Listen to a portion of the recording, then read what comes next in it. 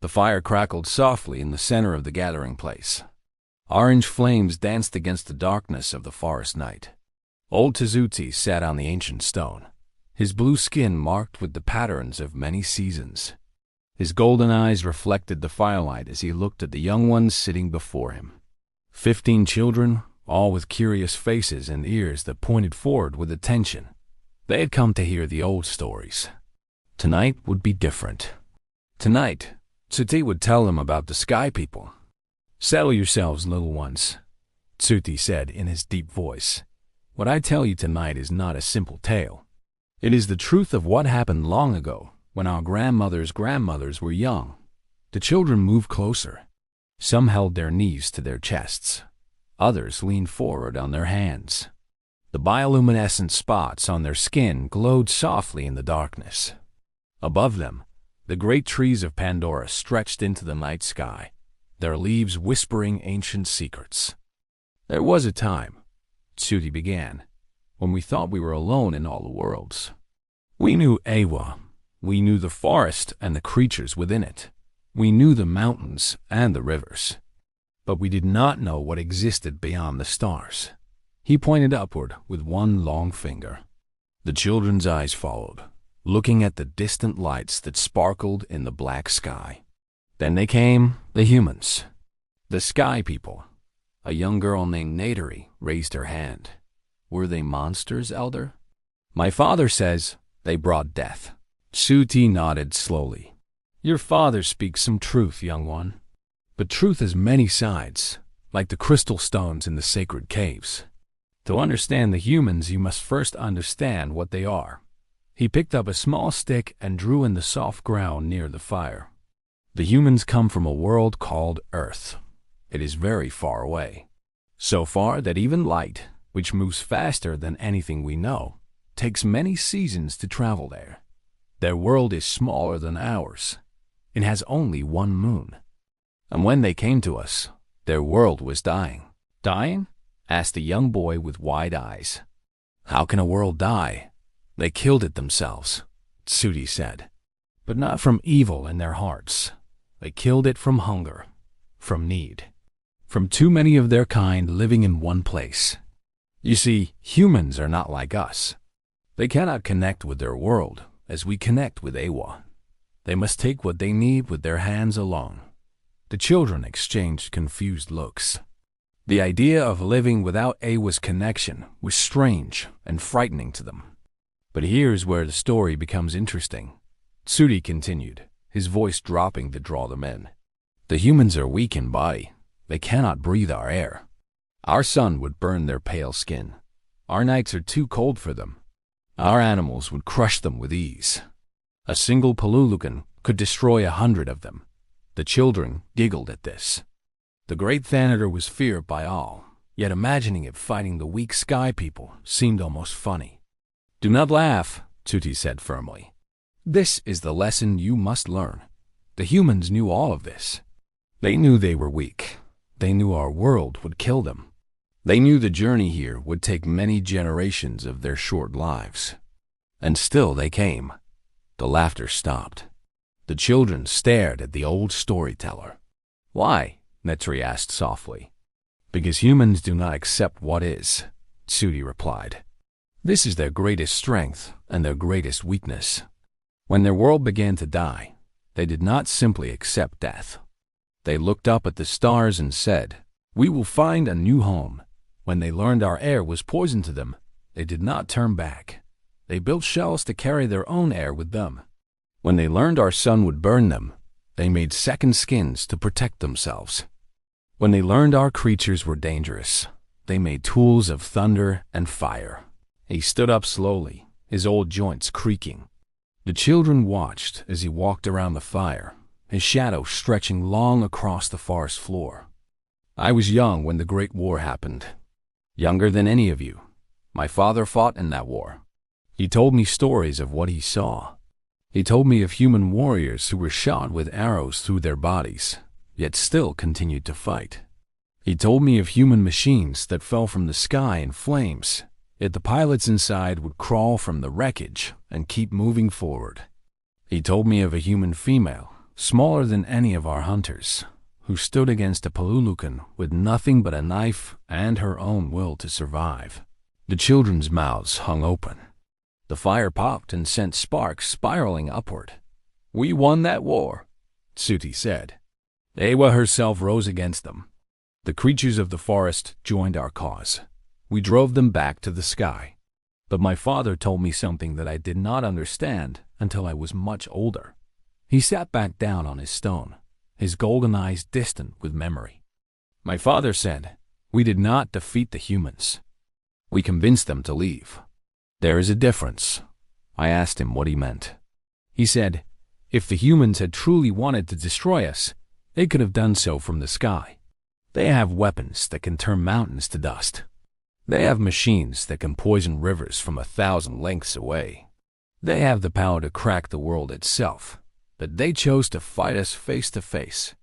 They chose to give us a chance." A cold wind moved through the gathering place.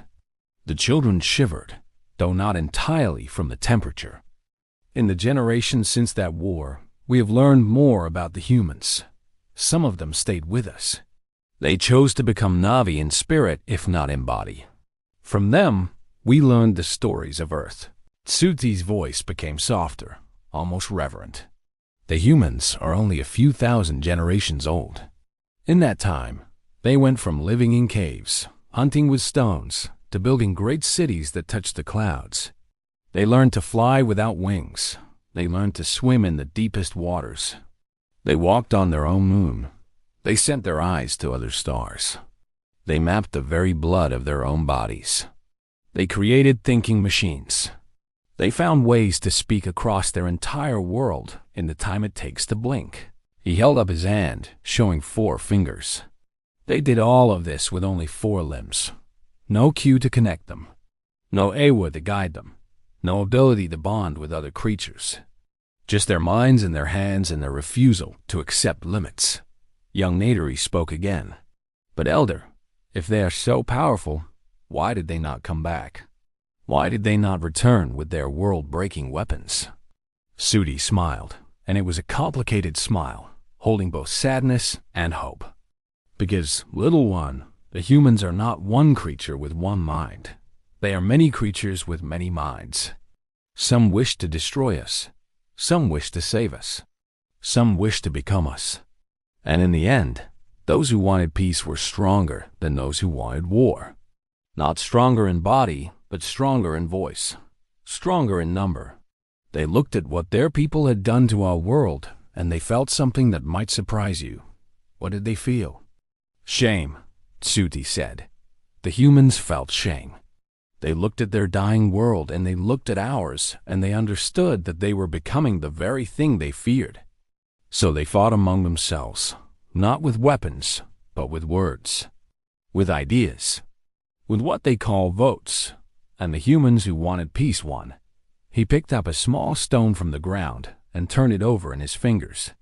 This is the truth about humans that I want you to carry with you. They are not evil. They are not good. They are hungry.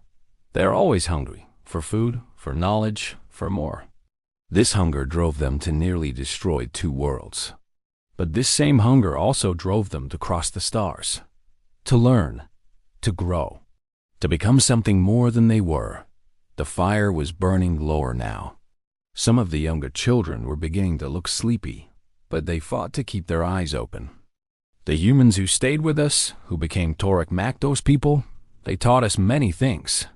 They taught us about their medicines that can heal wounds we thought unhealable. They taught us about the stars and what exists between them. They taught us that there are other worlds out there, some with people, some empty, all waiting to be discovered. Tsuti stood once more. But the most important thing they taught us is this. The humans fear us. The children looked confused. How could beings so powerful fear the Na'vi? They fear us, Tsuti continued, because we have what they lost. We have connection. We have Ewa. We have balance with our world.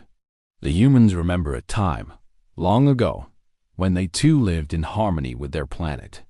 Before they built their cities. Before they forgot how to listen to their world. They look at us and they see what they could have been, what they might become again if they are brave enough. He walked to the edge of the firelight and looked out into the forest. The bioluminescent plants glowed softly, painting the darkness in shades of blue and green. Some say the humans will return one day. Some say they will come in peace, ready to learn. Others say they will come in war, their hunger finally too strong to control. I do not know which is true, but I know this. When they come, we must be ready. Not just with bows and arrows, but with wisdom, with understanding, with open hearts and sharp minds. He turned back to face the children. The humans are proof that a creature does not need to be the strongest or the fastest or the most connected to change the universe.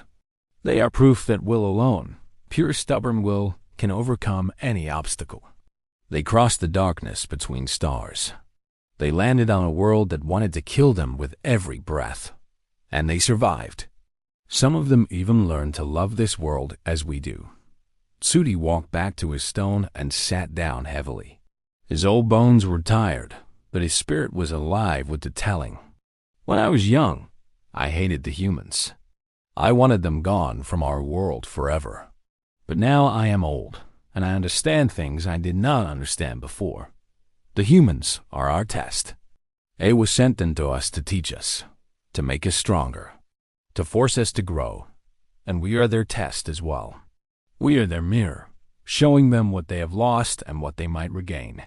The fire was nearly out now.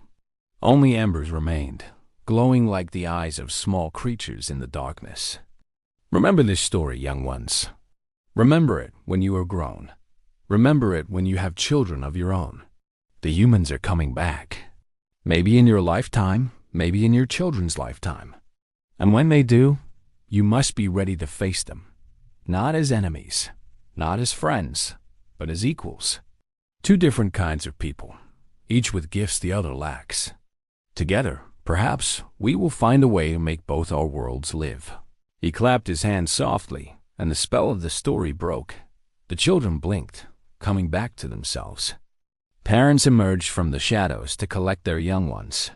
Natari lingered after the others had gone. She looked up at old Tasudi with her large golden eyes. "Elder," she said, "do you think the humans can truly change? Can they learn to live in balance?" Suti placed his hand gently on her head. "Little one, the humans taught me one thing above all else. They have a saying, impossible is just a word. They have proven this true more times than I can count. If any creature in all the stars can change its nature, can become something new, it is them." He looked up at the night sky, at the distant stars where Earth waited somewhere in the darkness. Perhaps that is why Awa allows them to exist. Perhaps she knows that one day, the humans will finally learn to listen. And on that day, they will become the greatest allies we have ever known. Or the greatest threat. The choice will be theirs. And ours. Natari nodded slowly, though she did not fully understand. She was young. She had time to learn. As she walked away with her mother, old Sudi remained by the dying fire. He thought about the humans he had known in his long life. The ones who had fought. The ones who had loved. The ones who had stayed. The ones who had died trying to protect the world that was not their own. "Ah, Iwa," he whispered to the night. "Watch over them. They know not what they do, but they try. By the stars, they try." The last ember faded to darkness, and the forest wrapped itself in silence.